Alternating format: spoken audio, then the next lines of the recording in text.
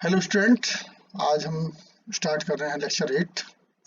जैसे कि लेक्चर 7 में भी आपने पढ़ा होगा, हमारा जो टॉपिक चल रहा है वो कोलिगेटिव प्रॉपर्टी चल रहा है। विलियन की कोलिगेटिव प्रॉपर्टीज यानी सॉल्यूशन के अनुसंख्यक गुण। उसमें फर्स्ट प्रॉपर्टी हम पहले भी डिस्कस कर चुके हैं, वाष्प दाब का अवनमन, आपेक्षिक वाष्प दाब का अवनमन, relative lowering in vapour pressure. और आज हमारा दूसरी कोलिगेटिव प्रॉपर्टी है ऑस्मोटिक प्रेशर, जिसे हम कहते हैं परासरण दाब। बायोलॉजी के स्टूडेंट भी मिक्स होंगे तो बायोलॉजी के स्टूडेंट तो बहुत अच्छी तरह जानते हैं ऑस्मोटिक प्रेशर क्या होता है। तो छोटा टॉपिक है, आसानी से आप समझ सकते हैं, कोई स्पेशल चीज नहीं है। थोड़ा सा मैं विद एग्जांपल आपको समझाने की कोशिश करता हूँ कि ऑस्मोटिक प्रेशर क्या है। पहली बात तो बता दूं कि कोलिगेटिव प्रॉपर्टी की जो प्रॉपर्टी डिस्कस करी जाती है वो केवल कंसंट्रेशन ऑफ सॉल्यूशन पर डिपेंड करती है। यानी कि जितनी भी सॉल्यूशन प्रिपेयर करते हैं उसकी कंसंट्रेशन क्या है उस पर डिपेंड करेगी हमारी कोलिगेटिव प्रॉपर्टीज। तो ऑस्मोटिक प्रेशर की जहां तक बात है, ऑस्मोटिक प्रेशर क्या है तो उसको ऐसे समझिए, मैं एक फिगर बनाता हूँ आपका तो आप इजीली समझ जाएंगे। ऐसे मान लें कि ये सेपरेटर है और सेपरेटर का नाम दिया हमने सेमी परमिएबल मेम्ब्रेन, अर्ध पारगम्य झिल्ली, सेमी परमिएबल मेम्ब्रेन। इधर क्या है हमारा शुगर सॉल्यूशन, यानी कि इधर क्या है चीनी का पानी और इधर है केवल सॉल्वेंट।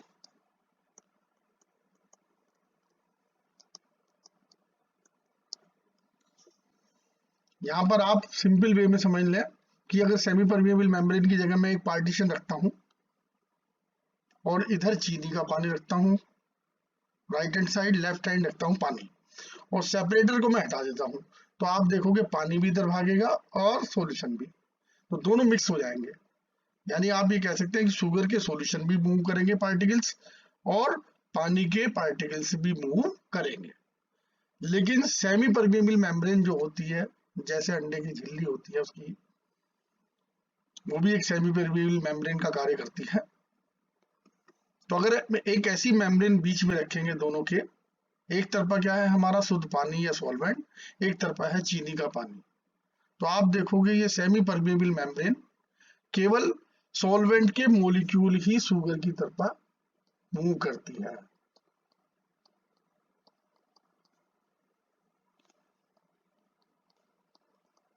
यानी कि छोटे छोटे जो कण हैं विलियन की विलायक के, वे ही मूव करेंगे किधर को, शुगर सॉल्यूशन को।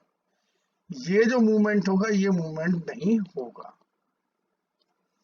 तो समझिए आप, सेमी परमिएबल मेम्ब्रेन क्या है, जो केवल अलाउ करती है शुद्ध विलायक के कण किस ओर, चीनी के पानी की विलयन की ओर, उसी को हम कहते हैं सेमी परमिएबल मेम्ब्रेन।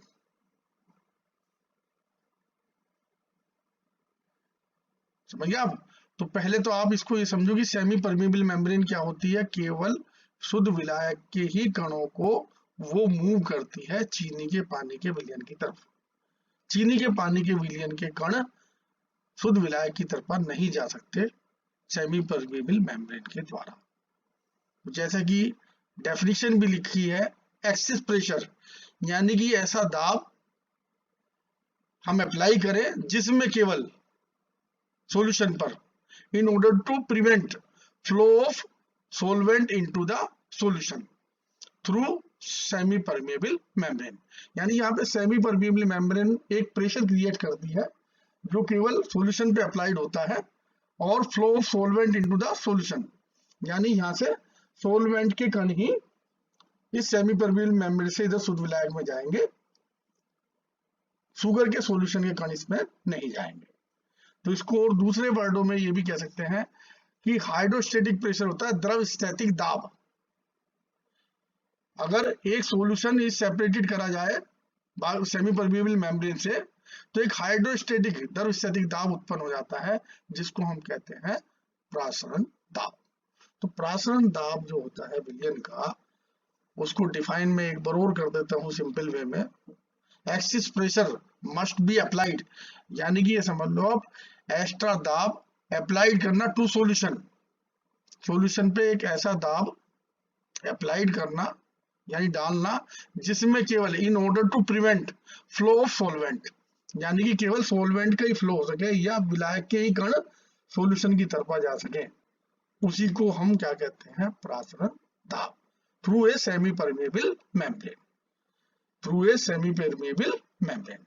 या इसको कह सकते हैं कि एक द्रव स्थैतिक दाब जो सॉल्यूशन और विलायक को सेपरेट करता है बाय सेमी परमेबल मेम्ब्रेन, उसे ही हम क्या कहते हैं, ऑस्मोटिक प्रेशर।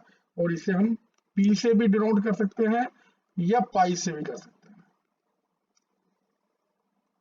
तो पाई बराबर एच, एच क्या नहीं, कितनी हाइट तक हमें, अगर द्रव स्थैतिक दाब को देखेंगे, दूसरा फिगर है उसका कि कितनी हाइट तक वो अपने आप ही द्रव ऊपर चला जाता है एक दाब के कारण, वो कहलाता है एच। और डी क्या है, डेंसिटी ऑफ द सॉल्यूशन। और जी आप जानते हो, ग्रेविटेशनल फोर्स। तो एक फार्मूला तो ये याद रखेंगे आप, प्रासरण दाब equal to H D G. H क्या है, height of the solution, D क्या है, density of the solution, G क्या है, ग्रेविटेशनल फोर्स, गुरुत्वाकर्षण बल। अब जैसे आप देखते हैं डेली लाइफ में हमारे यहाँ पे आरओ लगे रहते हैं, तो आरओ का भी मतलब क्या है, रिवर्स ऑस्मोसिस, यानी कि इसका उल्टा। ऑस्मोसिस में क्या होता है, शुद्ध विलायक के कण ही चीनी के विलयन की ओर मूव करते हैं एक प्रेशर के द्वारा, जिसको हम प्राशन दाब कहते हैं। लेकिन रिवर्स ऑस्मोसिस में क्या होता है, उल्टा होता है, यानी चीनी के कण पानी की तरफ मूव करेंगे, समझिए आप, उसे बोलेंगे रिवर्स ऑस्मोसिस, यानी कि प्राशन दाब वो भी उल्टा। आरओ इसीलिए नाम रखा गया है। अब आता है यहीं पे, आप देखोगे अगर दो सॉल्यूशन है, उसके दोनों के प्राशन दाब सेम है, तो उसे आप क्या कह दोगे, आइसोटोनिक। क्या कहोगे, आइसोटोनिक सॉल्यूशन, समप्रासरी विलयन। जिसका हाई होगा उसे कहेंगे हाइपोटोनिक। अगर दो हमारे हाइपोटोनिक, और एक होता है हाइपरटोनिक, यानी हाई वाला, हाई ऑस्मोटिक प्रेशर वाला क्या कहलाएगा, हाइपोटोनिक, और लो ऑस्मोटिक प्रेशर वाला क्या कहलाएगा आपका,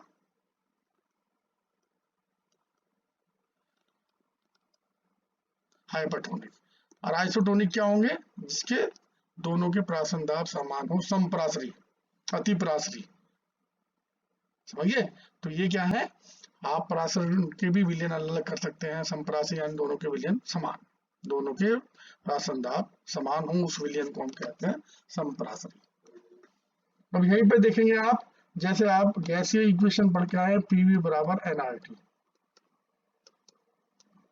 ऐसे ही विलियन इक्वेशन होती है पीवी बराबर एनएसटी, और इसका मान सीधे आप रखोगे वही 0.0821 लीटर डिग्री केल्विन पर मोल। एस क्या है, सॉल्यूशन कांस्टेंट, एस क्या है यहाँ पे, सॉल्यूशन कांस्टेंट। टी क्या है, टेम्परेचर। एन क्या है, number of moles of solute जो हम इसके अंदर डाल रहे हैं, यानी जो हम सॉल्यूट डालेंगे, जैसे कि लास्ट में भी डिस्कस करा हमने कि शुगर के कितने मोल गए हैं, वो क्या है, एन हो गया। और वी क्या हो गया, कितना वॉल्यूम हमने लिया है। वी अगर यहाँ पे देखोगे आप,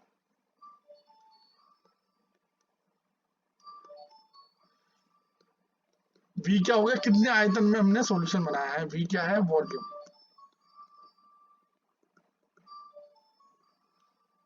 वॉल्यूम ऑफ सॉल्यूशन। और पी क्या होगा, वही ऑस्मोटिक प्रेशर, या इसे पाई से भी डिनोट कर सकते हैं, कोई ऐसी बात नहीं। तो यहीं पे आप देखोगे pi is equal to n upon V S T.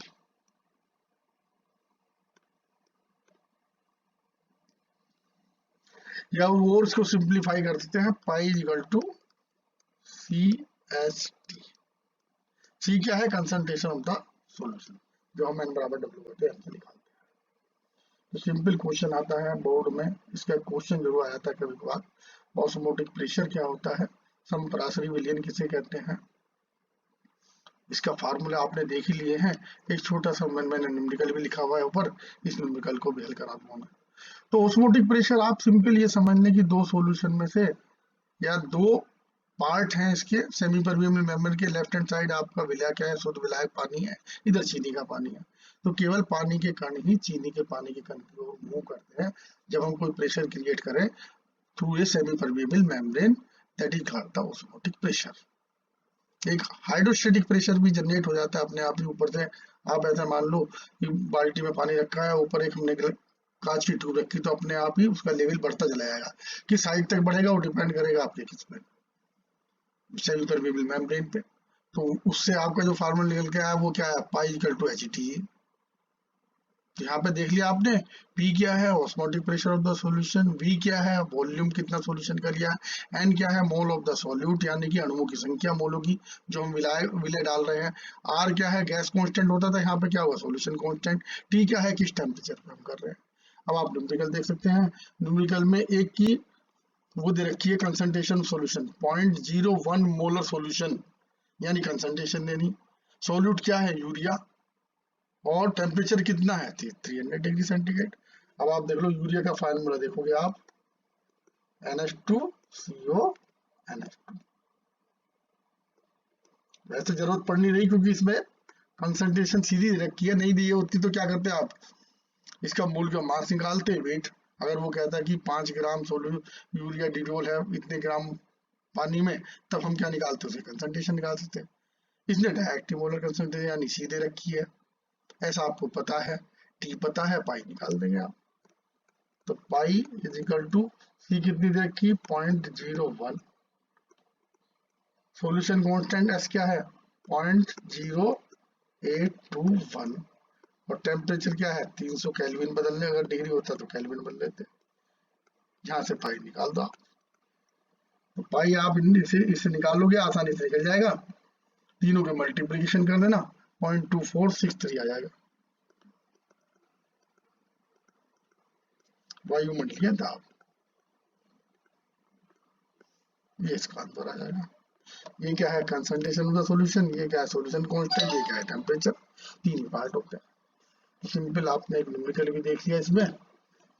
तो ये आपके दो सेक्टर, लेक्चर 7 और लेक्चर 8। लेक्चर 7 में हमने क्या देखा, कोलिगेटिव प्रॉपर्टी में लोअरिंग इन वेपर प्रेशर यानी कि वाष्प दाब का अवनमन और राउट्स लॉ, और आज हमने दूसरी कोलिगेटिव प्रॉपर्टी ली, वो क्या थी, ऑस्मोटिक प्रेशर।